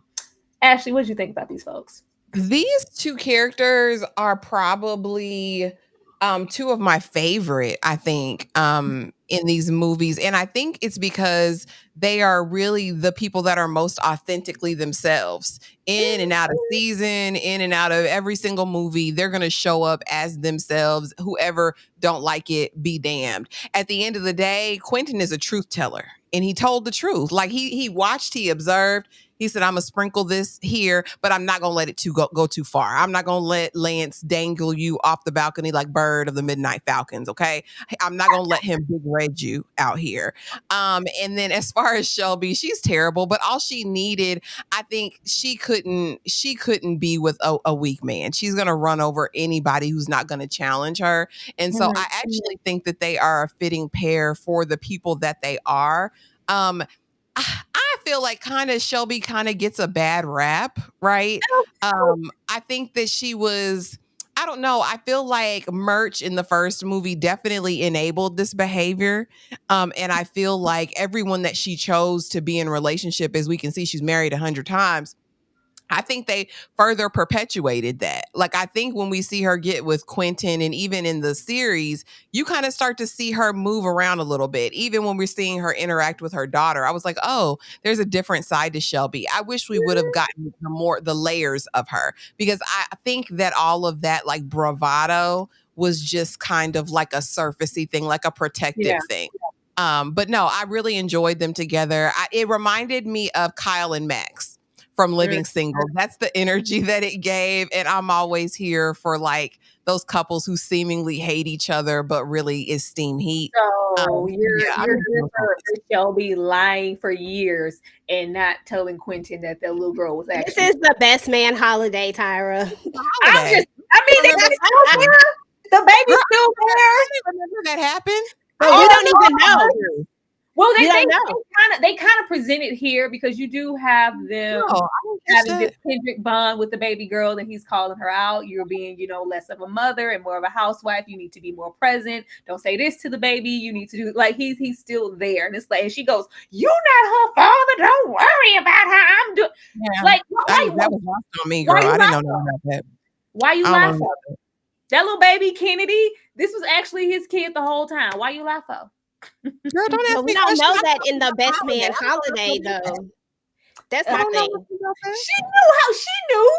Did she not know? She might have known, but we don't know that to judge her for it. Her in the movie, girl. You can't hold me accountable for her sins in the series. Thank you. That's what I'm saying. I think the Best Man Holiday rolls over into the series, and she knew the banter that he has with that baby in this instant bond, and she's holding his hand and wiping his tears. And she's looking on, smiling like, "Oh, look at him with his baby. Look, he might have potential to be an actual daddy if I actually told him that this was his daughter. Look at Quinton. I see you." Like I think that's groundwork wrong for that, but I don't remember none of that. So I remember. Y'all remember in the chat. I'm not saying that it's not a memorable thing. What I'm saying is that we don't really I think that's the beauty of the Best Man series, is that it makes you go back and rethink about the things that you saw. When we saw that the series, that's when I went back and looked and I was like, oh shit, I didn't really think about it that deep as this was his child, because they didn't necessarily present it. They just made a lingering thing, and you could have made that assumption maybe, but you would have just laughed it off because you're just like, but then when you get to the series, it's like, okay, then they present it, you go back and look at it, you're like, oh shit, look how it just comes together. And I think he did that on purpose. And I thought it was genius. But speaking from the Best Man Holiday only, I can't say that we can make that assumption in this one yet.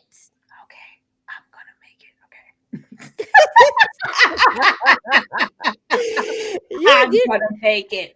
Diabolical work. She knew, and she was holding on to it. Yeah, Shelby came a long way. But getting here, just a question for thought, a little food for thought. Ashley, is this relationship that he has with Jordan at any time appropriate? And with Jordan being, a close-knit friend, was there a way for Harper to maneuver in this space that would have been respectful of both he and his relationship, marriage to Robyn, and still maintain friendship? Because they never gave friendship. They always gave me freak. Ashley, So here's the thing, and I'm never on Harper's side, right? So very, very seldomly, because I really despise his character. However, what a person allows. And Robin is a dingbat in my mind, because you need to sever all ties and connections with this whore of Babylon. All right. You need to stop it, because I know what's there. I saw the chemistry of you guys in real life, because really, if we go back to Best Man and they are on the floor dancing, and I'm dancing with the old man and you're up on my man, like, girl, like, there's no way that a man that I'm with, if he had steam heat with this other person from his past, would he be allowed to continue on with that friendship or relationship? But if this is what Robin allows, if she's that secure in it, it's appropriate for them. In my world, absolutely not. Absolutely not. He crosses all kinds of boundaries. He was so flirtatious in this movie, even when he goes to her office and he's looking at the white man. And he's like, "Oh, you're going skiing in the Alps or going to Vermont." I was like, "Sir, that's not your business. Like, why are we here skinning and grinning? Why does she see all of your back teeth, sir?" Harper, close your mouth, okay? Close your legs, keep the dingling locked up. It's supposed to be for your pregnant wife. I think it's so inappropriate. I think it pushes all boundaries. I think Harper is used to being desired and wanted. And I don't know why in this friend group he's that guy, because it doesn't give to me. Like, he does not give that to me, in my opinion. This would rock for me. We wouldn't. What friend? What nothing? Like, you would never be able to kiss this heifer on her forehead again if I had anything to do with it. No. And I just don't like the gaslighting of Robin. Like, it's not what it looks like. Like, Robin, relax. I was just consoling her with it. It's not just you consoling her in this moment. It's everything. It's every single solitary moment that you guys have alone, and there's these smiles and glances and admiration and praise and all this gazing and yeah. There's friendship, and then there's just off the charts chemistry that they just can't control. Yeah, stay away from this happen. If I catch you, you caught. EJ, is this appropriate or no? Well, that's a oh God, that question for me is okay. So let me break it down like this. So the friendship between Harper and Jordan, we know that it was supposed to be more than what it was. Like, we get that, but they have been friends far longer than he's been with Robin. I can't necessarily say that. And if we're just talking about the forehead kiss in general, we know what Harper's forehead kisses are. So that part, no. But if we're just talking about their friendship in general, and even I don't even think Robin can even say that you can't be friends with her at this point. She willingly chose to go into this relationship knowing about this friendship. She saw it in person. We saw it in the Best Man. That was her time to walk away from it. That was her time to say, okay, I don't want to be a part of it. But to be able to say, no, you can't be friends with this person because I see all this chemistry between. No, like, you don't get that option anymore. You should have just walked away from it. A blind man could see it. Just walk away, period. But the forehead kiss, no, just because we know what it meant from the book, even though they didn't actually. I'm not Robin. So if I tell you stay away from the heifer, stay away from the heifer. I don't care how long you knew the heifer. I'm your wife. I'm your wife. I mean, she's his wife now. And if Harper was any kind of man in the first place, he wouldn't have these situations, because it's too tempting. Nia Long in a thong, you gonna be able to resist that?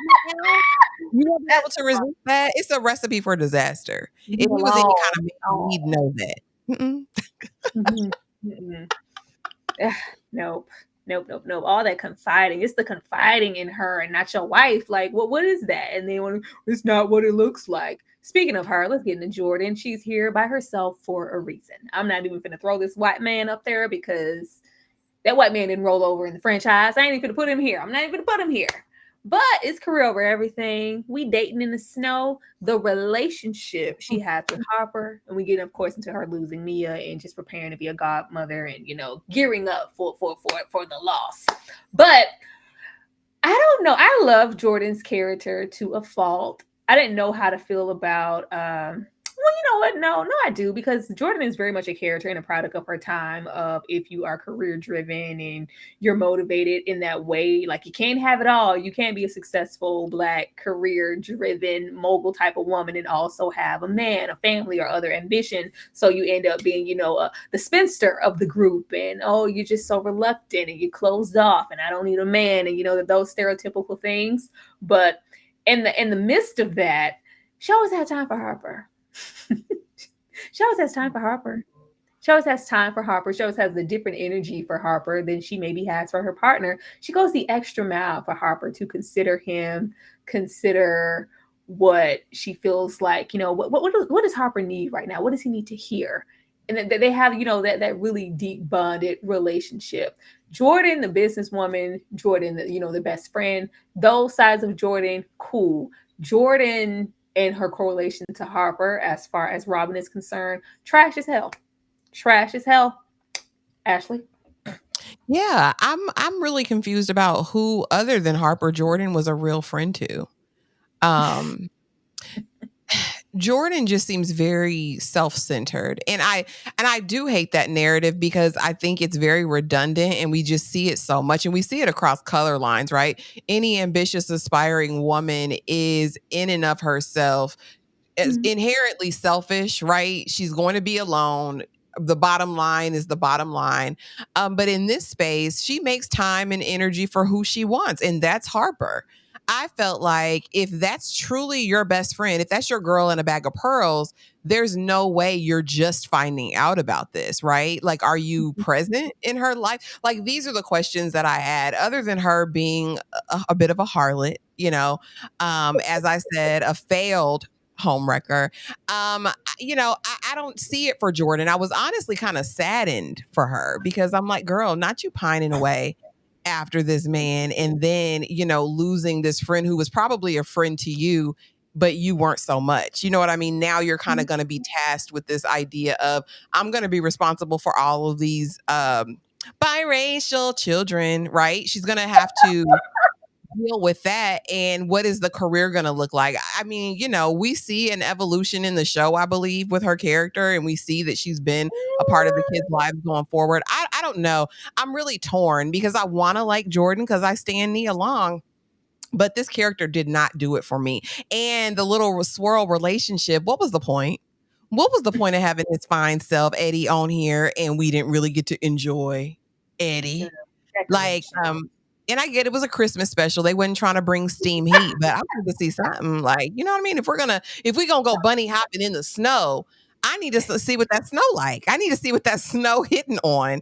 But yeah, I don't know. I felt like to this day, if Harper had said, Jordan, I made a mistake, you that one, she wouldn't give a damn. She would risk life, limb, whatever to be with that man. And that's what bothers me about Jordan. Girl, he didn't have to say that. If he would have pulled Jordan to your local broom closet, she would have been acting like Kerry Washington on Scandal. It wasn't too much. It wasn't too much for it to go down. There was no honor in this type of situation with her. EJ, Jordan. I mean, I've always thought that Jordan and Harper should be together, so I would have been here for it. But Jordan, I love Jordan. I like Jordan a lot. She's one of my favorite characters.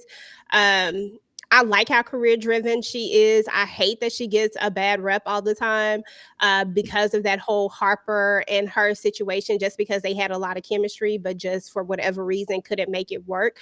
And they didn't seize the opportunity. I always thought they should actually be together, but I think that she was I think that she was the friend that she could be. I mean, Nia and her are way too different. The friend that she could be, EJ. Yeah, because I'm going to explain. I'm going to explain. I feel like she, like we talked about, she's career driven. So where Mia is at home and, has the children and has a lot of time, Mia is a kept woman. Let's just keep it real. Mia don't got to do nothing. All right. So she has a little more time to write letters and do all these different things and plan these elaborate things. Jordan is a career driven woman who is really, really focused on her career. It is what it is. So maybe she could have been like maybe she could have kept in touch more. Maybe she could have called more. Maybe she could have done all those things more. That is very true. But I still that doesn't take away from the fact that she still loved her friend and cared for her friend. She just didn't talk to her friend as much. I have friends that I haven't talked to in months, but I still love them. You know what I'm saying? It doesn't take away the love that I have for them. It's your just best that friend, EJ, your best friend too. Yeah, my closest friend. I probably haven't talked to them in a while. Like I just, I might, send them a text message, things like that. But I don't necessarily, I'm that friend that don't have to talk to you every single day. Like I don't have to have a conversation with you every single day. I don't have to do all of that. Our friendship is solidified in the fact you know that I love you, you know that I care about you. I'm gonna be there for you, when I need to be there for you, but you might not hear from me all the time. Like I'm that person. And I feel like there are just certain people like that. So that's why I guess maybe I can connect with Jordan on that level of as far as the friendship portion of it is concerned.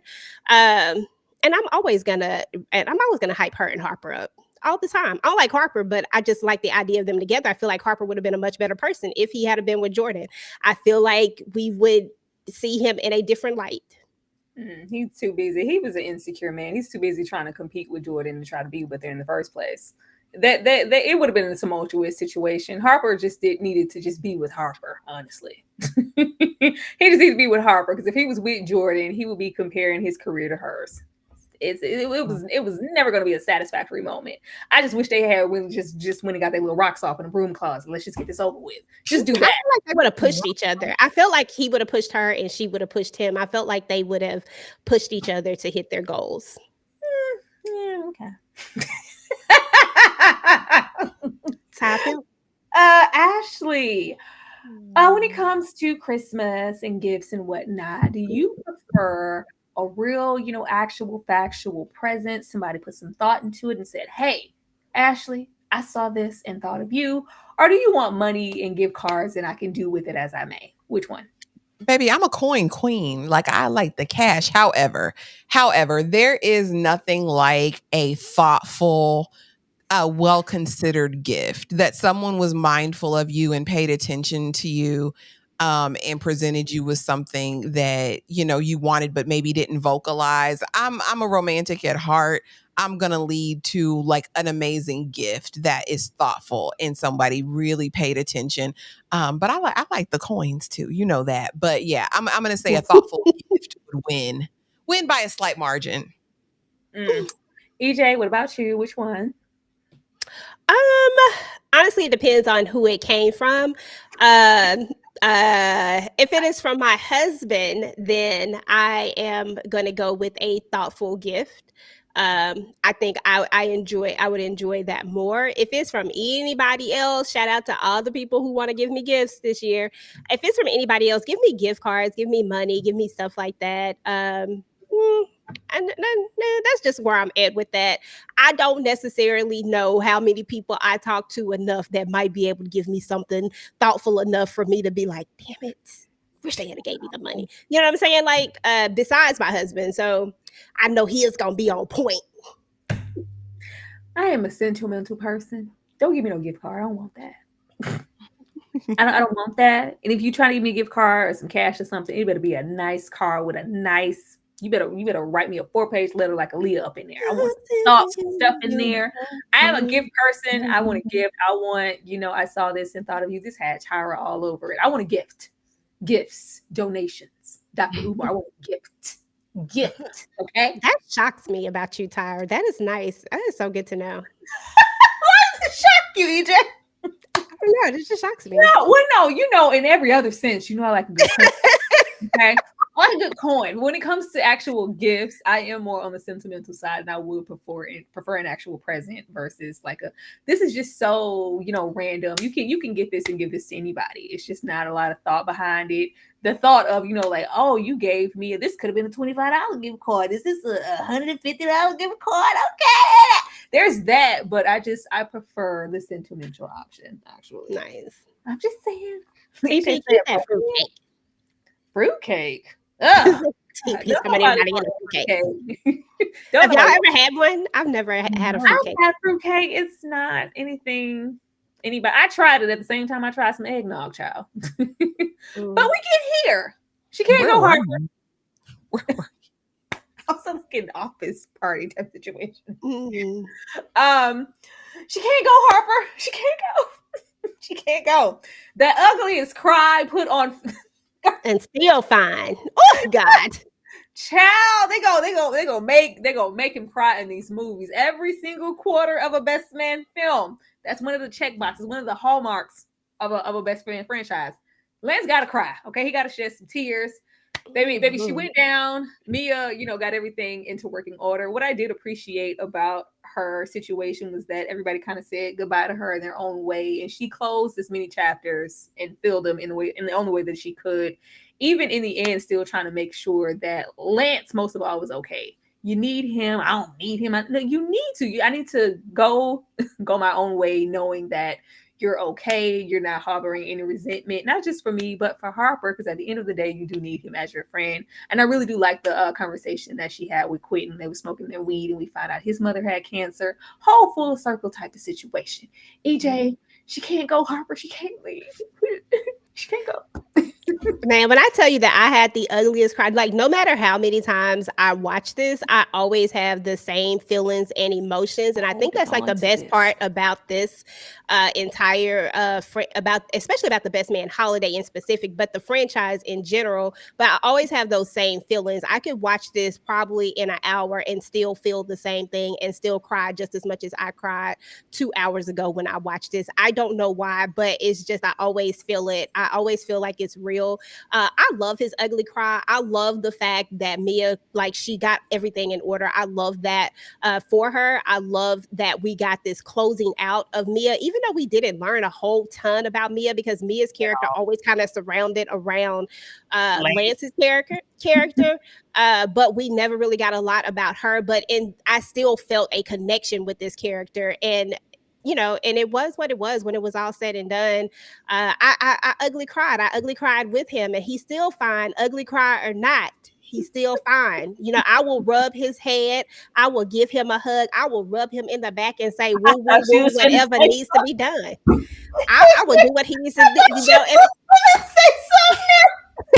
Listen, what if he needs? If he needs something to make me feel good, I give him some head or whatever you need, baby. You gotta try to keep it PG, okay? You know what I'm saying? If he needs something to make him feel good, I'll make him feel good. Like whatever you need, Lance, I got you, boo boo. I'm sorry. Let you say something else. It's okay. It's okay because it was there. Whatever he needs. How did you feel about just us losing Mia, the way they went about it in the film and how it was executed? Even the funeral. I love the funeral and the callback before Harper gives the eulogy and they're singing I think it's Stevie Wonder's Always. It's the song from the previous Best Man film. We have Anthony Hamilton there and Marsha. It was a beautiful full circle moment. I like how they went out. Did you shed thug tears, Ashley? Because you're a crier too. I didn't cry today when I watched this. That's sad, Ashley. She's a martyr. She was self-sacrificing. She lived her life to please others. It wasn't a life well lived for me, and that is tragic. It just I don't know. I was like, okay, like it was sad, but I mean, even in this, it couldn't even be about her. I really kind of got pissed. I was really pissed that they were doing all of this bickering around this woman that's dying. Like, you trying to fight, you trying to cuss, you fussing, you doing all this stuff. I'm like, can't her death even be about her? Everything, her life, like EJ was saying, was so centered around Lance and the relationship with Lance that did she even get to live? And then she had all the gaggle of children. So it's not like she even got to devote that, but her life again. It reminded me of Miss Millie and damn Gone with the Wind. Like, you on your deathbed and you worried about how everybody's gonna get along. Oh, don't hate Scarlett. You know what I mean? It was a cautionary tale to me. It was a cautionary tale. I didn't say none of that. No, it was and she was giving Annie an invitation to life. She was. She was. You can't leave me, Annie. No, you can't. I won't let you. You can't. You can't. Like, yeah, it was Mama, I did love you. It is giving Annie an invitation to life. She lived all her life to serve with a smile. I just think she was a devoted wife, y'all. Why I gotta be like that? Some people want to be devoted wives and mothers, and they're not necessarily. No, there's nothing wrong at all with being a wife. It's just the way that she was written. The girl who I would love to be a kept woman. Okay, I'm not the Jordan of the world. I'm trying to aspire to get more like Mia every day. But it's the other aspects of Mia and how her life kind of unfolded to where it did kind of feel like, in college, of course, there was some ambition. She comes in, she's a good girl. She comes to work on time. She does a good job. I ain't hooking you up with that virginal good girl. And then it's just kind of like her whole life just surrounding him. It would have been nice, especially with her kind of going out here, that we did, flesh her out more and we did know more about her beyond her being Lance's wife and her sleeping with the best friend. We don't know anything about her. We don't know anything about her, but yeah, it doesn't seem like a happy wife, happy life situation if we spent, the earlier parts of the relationship only really being concerned with the fact of, I love this, aspiring NFL player and all this good stuff, but he cheats on me, does me bad, prays about it, and I take him back. And then once we get into, our middle ground, okay, we're getting into our 30s. He's about to, kind of lean a little bit back from the NFL a little bit. And, we about to, start a family, get married, have children. He's about to take us serious now. Stop cheating on me finally. And then we have this bomb drop of me sleeping with the best friend and getting my vengeance all those years ago. So that's hovering over the marriage already. Even though Lance is keeping it cool, he is still angry and still mad, but he just projects it only to Lance at this part. And then when we finally maybe get into a comfortable place where it's not all just about the football and that he is the devoted, the husband I always knew he could be, wanted, the God-fearing, good man, Savannah. Oh, I'm just going to die. No, goddamn. Goddamn. That's all I'm saying. That's all I'm saying. That's all I'm saying, y'all. She was very much a martyr. She was very much, let that lady live. Like let that. Can I live? Can she live, y'all? That's all I was saying. That's all I was saying. But we get it, and Harper, honors what he said. He is there for Lance in the end to pick him up, and we just kind of lean into the ending of the film. Now, I hadn't watched this in a moment. I didn't remember him delivering the baby. I did not remember him delivering the baby and what that was kind of supposed to mean for his relationship with Harper. It's kind of like I didn't like how they kind of made it an eye for an eye situation, even though this was supposed to be a beautiful situation. With us losing Mia, we get new life through baby Mia and just some happiness in this time of grief, and Lance just feeling like maybe everything is going to be okay, and it's just a big inspiration. But the way that they pursue the delivery and the breached, and I gotta put my hands in there, like you put your hands in my wife, I put mine in yours. I was like, I don't like that. Has Robyn not been through enough? Leave that lady alone. Leave her alone. And Robyn was blessed to have them hands up her cooch. Okay, go Robyn. Ashley, what did you think about the way that we kind of ended off this film and the light moment of us getting a new Mia in the midst of us losing our wife Mia?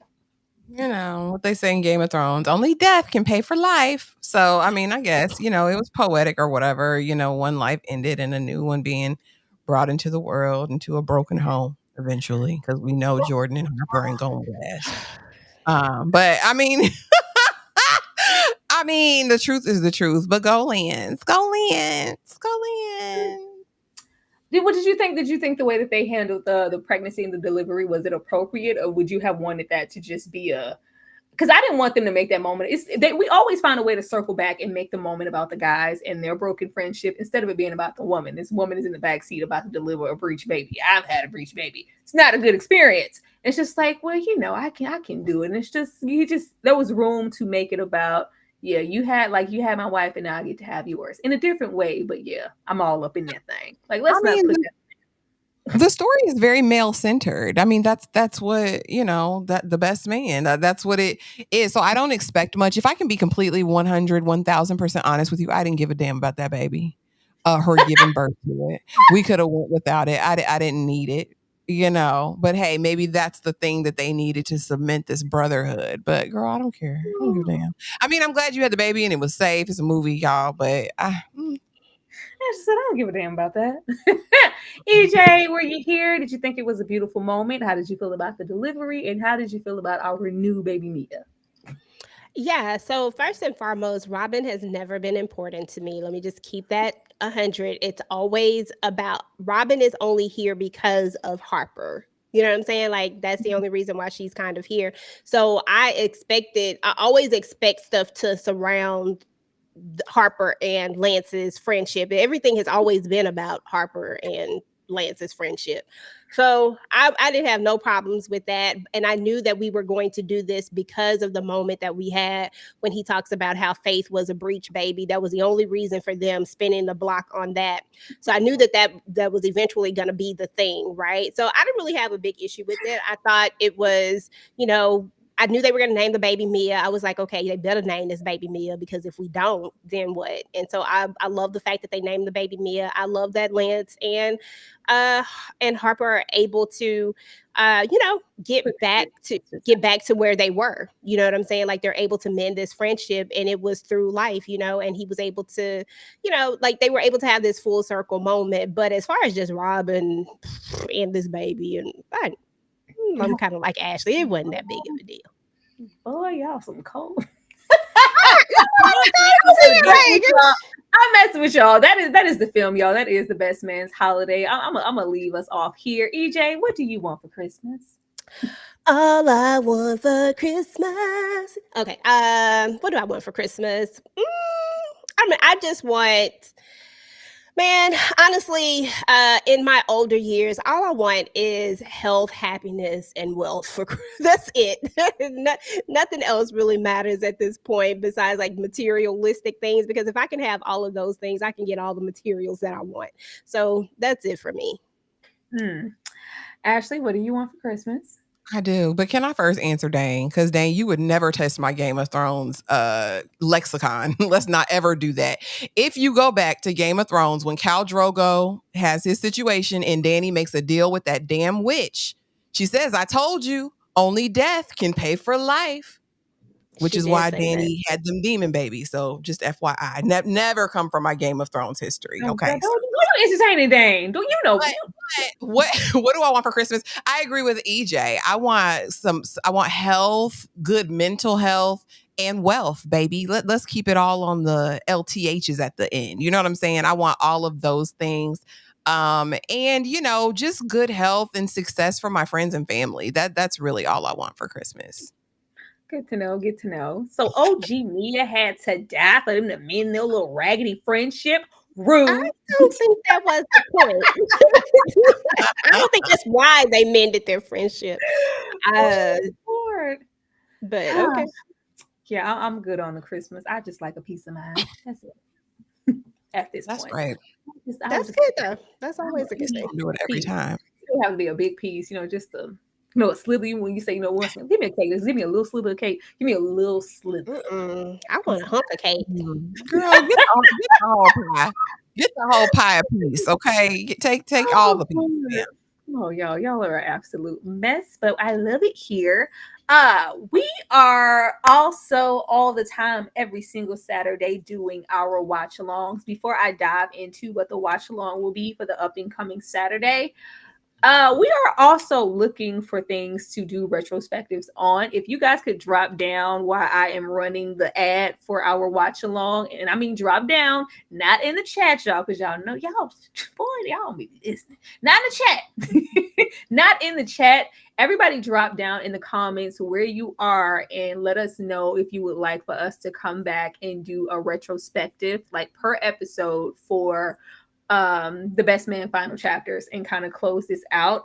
I do have a solo review, throwback review, child, when I was on the bed, y'all, for the Best Man, and now I did the Best Man's Holiday, and I wouldn't mind talking about the final chapters because I didn't at the time that it was on TV. So drop down in the comments down there, y'all, so we can see them and take notice of it if you want us to come back and do a little situation for the final chapters like we did here for the holiday.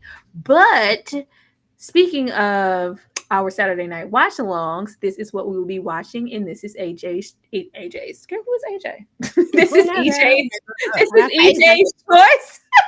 This is EJ's Choice, y'all, and we will be right back.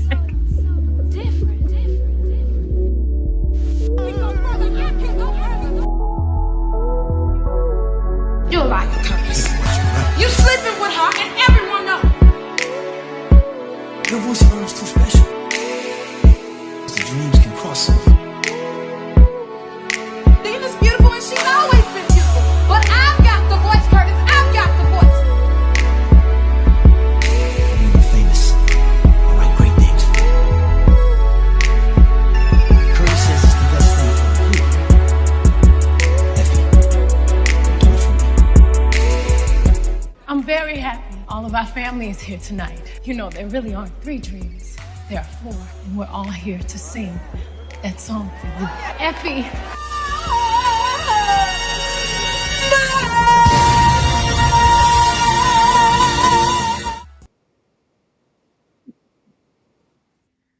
All right. We're your dream girls. Absolutely, Darfelina. Make sure y'all drop down and let us know if you guys want us to come back for the Best Man final chapters. And if you want to be a part of the Discord and the membership and all those things that we do over there, be sure to become a member of somebody's channel if you want to join us next Saturday getting into Dream Girls, which is just us singing, because that's what we're gonna be doing. But ladies, wrapping this up, is there anything that you guys want to promote individually, some things you have coming up before we get out of here? Y'all, tomorrow night we are dipping back into Anne Rice's Immortal Universe. We will be doing a watch along at 7:15 Eastern Standard Time of the Mayfair Witches, episodes 1 and 2. So, I mean, if you want to come over and see what it's hitting on, come over. We're trying to see something real quick. Always trying to see something real quick every single time. EJ, what about you? I don't really have anything right now. I am going to be working on some uploads here shortly. So at this moment, I don't have anything. So just keep your notifications turned on and I'll be uploading some things. And yeah, this was great, guys. This was fun. Oh, I forgot all about that, girl. Yeah, I do have Club Eden tonight, girl. I was about to go to bed. I ain't gonna lie to you. I do have Club Eden tonight, y'all, at 8:45. So here soon. Make sure to come and check that out. I'm gonna go rewatch this episode because you know I forgot about it. But yeah, if you're into All the Queen's Men, then definitely come hang out and let's talk about it. Yeah, Thank you. and I with appreciate you.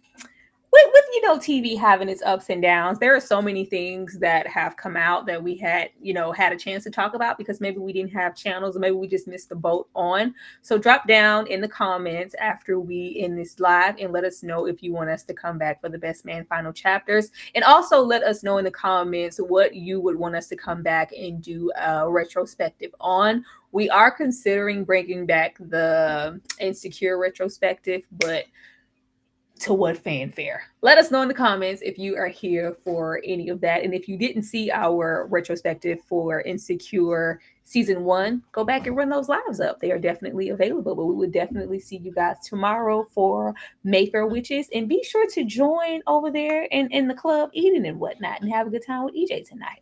Y'all have a good night and we will see you guys tomorrow. Sleigh bells ring. Are you listening in the lane?